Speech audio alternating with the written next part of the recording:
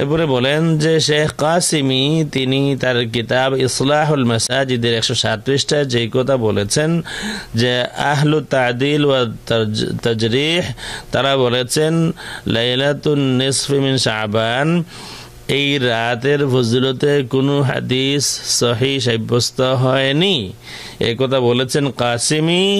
শেখ আলবানী রদ করতেছেন ফালাইসা মিম্মা ইয়ানবাগিল ইতিমাদু আলাইহি, যেটা এমন একটা বিষয় কথা বলেছেন শেখ কাসিমি যে তার উপরে আস্থা রাখা যায় না।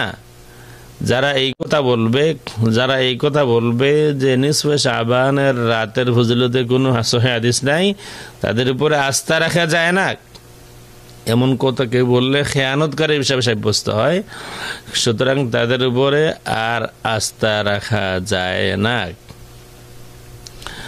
ولا إن كان أحد منهم أطلق مثل هذا القول فإنما أوتي من قبل التسرع وعدم وسع الجهد لتتبع الطرق على هذا النحو الذي بين يديك والله تعالى هو الموفق। কেউ যদি এমন করে তাহলে এটা এই কারণে হবে যে তাড়াহুড়া করেছেন, কিছু করেছেন এবং পরিমিত ইলম না থাকার কারণে হাদিসের